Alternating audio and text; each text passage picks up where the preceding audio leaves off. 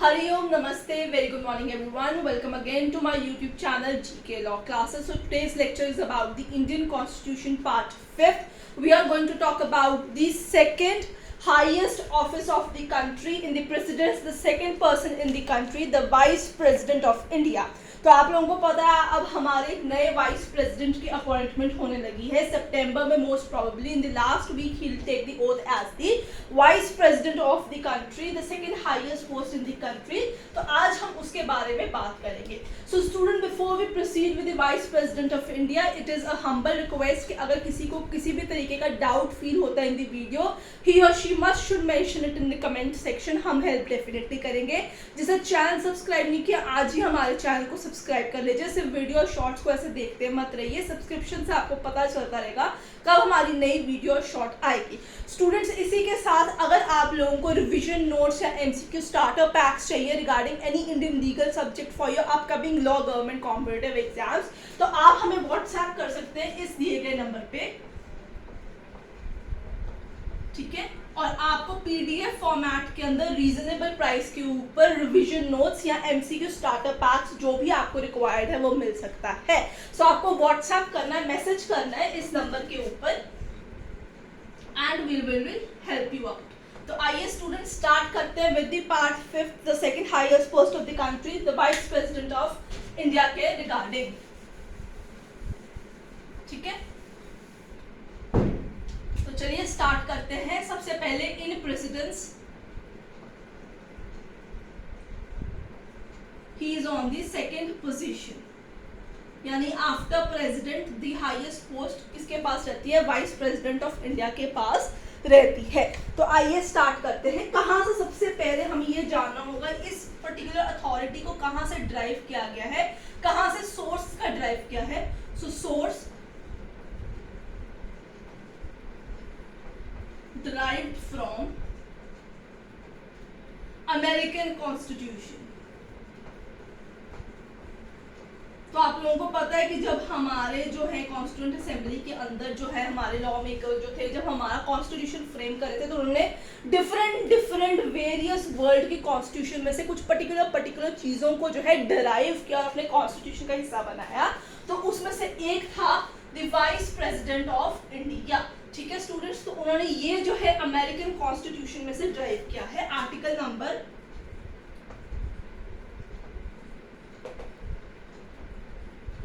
तो ये आपके पास वाइस प्रेसिडेंट के रिगार्डिंग होता है. तो आइए स्टार्ट करते हैं और सबसे पहले जानने की कोशिश करते हैं what are the qualifications to be a vice president of India. Students, अगर आपको हमारी वीडियो पसंद आए तो उसे लाइक शेयर डेफिनेटली कीजिएगा. सबसे पहले है क्वालिफिकेशंस.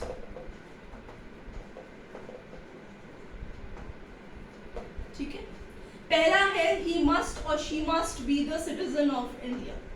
इस पे कोई दो राय नहीं है. नंबर 2, ही मस्ट और she must have completed the age of 35 years, यानी वो 35 साल या उससे ज्यादा की उम्र के होने चाहिए. नंबर 2, ही और she must not hold any office of profit. Office of profit क्या होता है? ये काफी कॉन्ट्रोवर्शियल पॉइंट रहता है. कौन सी चीजों को हम ऑफिस ऑफ प्रॉफिट में कैलकुलेट करते हैं? ये वेरियस डिफरेंट एरियाज पे जो है पोस्ट टू पोस्ट जो है डिफर करता है हमारे पास. अच्छा, पहली चीज हो गई सिटीजन ऑफ इंडिया. दूसरी चीज हो गई 35 इयर्स ऑफ एज या उससे ज्यादा. तीसरी चीज हो गई ही मस्ट और she must not hold any office of profit. Last चीज जो आएगी क्वालिफिकेशन में, दैट इज ही और she must be eligible to be appointed as a Rajya Sabha member. So eligible to be appointed as Rajya Sabha. RS means Rajya Sabha member, कि वो उसके member बनने के लायक हो. वैसे एज सच कभी भी इस पोस्ट की कोई सैलरी नहीं होती है. आप लोगों को पता है vice president ex officio chairman होते हैं ऑफ द राज्यसभा. तो जो उन चेयरमैन को सैलरी मिलती है वही इनको यहाँ पे दी जाती है. So these qualifications are very essential. इसके बाद हम चलेंगे अपनी अगली चीज के ऊपर, that is the election to the post of vice chairman. Right students? अच्छा, अब मैंने जैसे आप लोगों को क्वालिफिकेशन में बात बताई कि वो राज्यसभा मेंबर के लिए एलिजिबल होने चाहिए, इसी के साथ at the time of appointment he must not be member of any house of the parliament. So he must not be a member of any house of parliament or state legislature. तो ये भी एक बड़ा important point है यहाँ पे कि वो किसी भी सदन का मेंबर नहीं होना चाहिए. He must be freed from that area. अब हम अगर आगे चलेंगे बात करेंगे इलेक्शंस की. तो इलेक्शंस कैसे होते हैं हमारे वाइस प्रेसिडेंट ऑफ इंडिया के. तो यही अब सारी इसमें समझने वाली चीज है, क्योंकि इसी के आसपास आजकल सारा कुछ आप देखेंगे घूम रहा है कंट्री के अंदर. तो इलेक्शंस की बात कर लेते हैं. Elections of the vice president. सबसे पहले इनडायरेक्ट इलेक्शंस कंडक्ट कराए जाते हैं, ठीक है, यानी इसमें लोग जो है वो पार्टिसिपेट नहीं करते, जो पार्लियामेंटेरियंस है वो पार्टिसिपेट करते हैं. नंबर 1. नंबर 2 पॉइंट यहाँ पे है, he is elected by N electoral college. Indirect election होते हैं इलेक्टोरल कॉलेज. आर्टिकल नंबर 66 पे देख सकते हैं आप उसकी वहां पे. सो सीक्रेट बैलेट के वाया वोटिंग होती है, यानी यहाँ पे ईवीएम नहीं है, यहाँ पे सीक्रेट बैलेट है. एक शीट ऑफ पेपर दी जाती है पार्लियामेंटेरियंस को, उस पे नाम और सिंबल जैसे बने होते हैं. And they have to mark their preference, जैसे 1 2 3, they have to mark their preference 1 3 2 कैसे आप देंगे. तो अब मैं एग्जांपल के वाया आपको एक डायग्राम के थ्रू जो है इलेक्शंस को समझाने की कोशिश करूंगी कि कैसे इसकी यहाँ पे चुनाव किए जाते हैं. अच्छा, single transferable vote and system of proportional representation. जब आप वाइस प्रेसिडेंट पढ़ते हैं तो ये चीज आती है. तो होता ये है स्टूडेंट्स कि सिर्फ पार्लियामेंटेरियंस ही वोट कर सकते हैं, लेजिस्लेचर्स नहीं आते हैं. सो पार्लियामेंटेरियंस जो है आपके वो वोट करते हैं, यानी लोकसभा प्लस राज्यसभा के सारे मेंबर्स, नॉमिनेटेड इलेक्टेड मेंबर्स, जो राज्यसभा में आपके इलेक्टेड मेंबर्स होते हैं, नॉमिनेटेड मेंबर्स होते हैं वो, ठीक है, प्लस नो स्टेट लेजिस्लेचर. यहाँ पे स्टेट लेजिस्लेचर नहीं आती है, नो लेजिस्लेटिव मेंबर्स. तो इलेक्टोरल कॉलेज के अंदर ये लोग आपके पास आते हैं जिनके पास राइट टू वोट आपके पास होता है. अब होता क्या है कि जिस दिन भी आपके इलेक्शन कंडक्ट होते हैं, जैसे मैंने आपको बताया कि बैलेट पेपर के ऊपर वोटिंग होगी, तो अब होगा क्या, मैं आप लोगों को वो समझाने की यहाँ कोशिश करती हूँ, ठीक है. तो समझने की यहाँ पे कोशिश कीजिए कि अब जिस दिन चुनाव होंगे तो ऐसे उनको एक जो है पेपर दिया जाएगा, ठीक है, जो उन्हें इस बॉक्स के अंदर डालना है. आप बहुत बारी देखते होंगे सांसद टीवी के अंदर, लोकसभा राज्यसभा टीवी उसका पुराना नाम है, उसके ऊपर भी दिखाते होंगे, डीडी के ऊपर भी ये दिखाते होंगे, जिसमें आप देखते होंगे बॉक्स के अंदर पार्लियामेंटेरियंस आते थे और वो अपनी एक चिट जो है इस बॉक्स के अंदर डाल देते थे. तो यहाँ पे होता क्या है कि this is your secret ballot paper. इसके ऊपर जो आपके जो रिप्रेजेंटेटिव्स हैं, जो दोनों पार्टी की तरफ से मेंबर्स हैं, वो यहाँ पे आते हैं, उनके नाम आते हैं. जैसे कोई ए पार्टी का है, कोई बी पार्टी का है, कोई सी पार्टी का है. अब यहाँ पे क्या होता है कि ये जो आपका पार्लियामेंटेरियन है, इसको स्लिप दी जाती है, वो अपनी चेंबर एक ऐसे जगह बनी होती है, उसके ऊपर टेबल होता है, जैसे डाइस वहाँ टेबल रखा होता है, उसके ऊपर पेपर के ऊपर उसको मार्किंग करनी होती है. वहां पे एक स्टैम्पर पड़ा होता है. Single transferable vote proportional system यहाँ पे आएगा, मैं वो समझाने वाली हूँ यहाँ पे.